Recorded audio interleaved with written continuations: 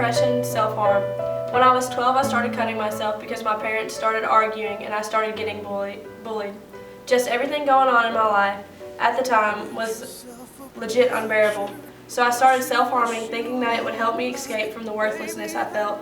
As I got older, my home life and social life got worse. By my 8th grade year, my self-harming got worse. It was like it took control over my life. I was never truly happy. It was like my cutting just consumed me. Instead of taking my problems out, I just kept it bottled up until I would break, and after that I would go into a spiraling downfall. This went on through my 8th grade year until my sophomore year of high school. My sophomore year is when I got diagnosed with clinical depression and extreme anxiety. I started going to counseling because it just became too hard to live with. I was so confused because I found love in the blood that I bled, and I just couldn't make sense of it all. I just didn't understand why I was going through all of this. This has been going on for 3 years, and in those 3 years I hit rock bottom.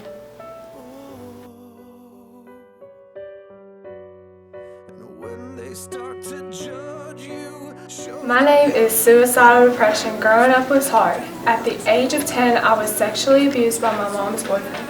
At the time, I watched drugs and alcohol swim through everyone around me. After this, I stayed down, didn't really understand the things around me. In school, I constantly got bullied for how I looked and who I was.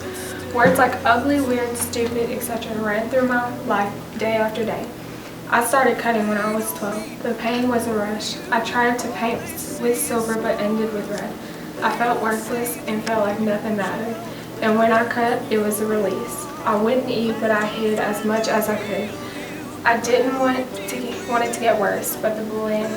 In middle school, I started popping pills, tried 3 times to kill myself. I wanted everything to disappear. For a while, I didn't cut as often as I did.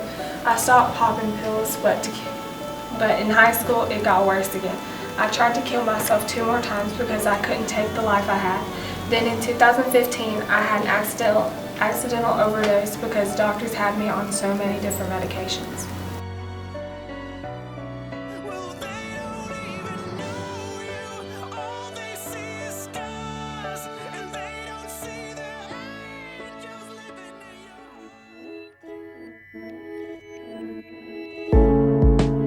What fortune lies beyond the stars, those dazzling heights too fast to climb. But now since I've been going to counseling, my self-harm has gotten better. I am now 2 months clean and now know that there is a light at the end of the tunnel, and all you have to do is stay strong and never give up. My heart beating, my soul breathing, I found my life. That was the day I realized that people around me do care. Out of all the times I had tried and always failed, the one that wasn't purposeful helped me realize people do love me. Even though some people call me worthless, some need me, I still struggle every day, some days better than others. Thoughts still run in my head every day, but I keep my head up for the ones that do care. I am an overcomer. It's hard, but I do it every day, and I believe everyone around me can.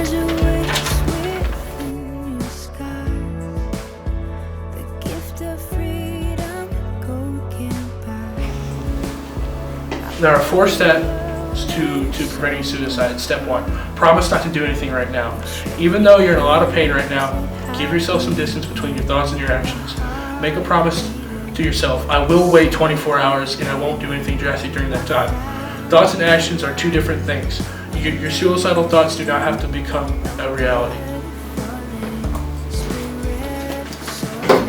Step 2, avoid drugs and alcohol. Suicidal thoughts can become stronger if you've taken drugs and alcohol.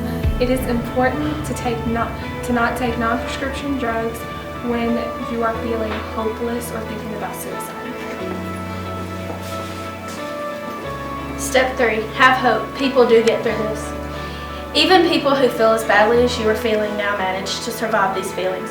Take hope in this. There is a very good chance that you are going to live through these feelings. Just give yourself the time needed and don't try to get through it alone.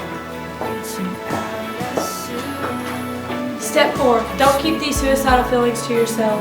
Many of us have found that the first step to coping with suicidal thoughts and feelings is to share them with someone you trust. It may be a friend, a therapist, a teacher, or a coach.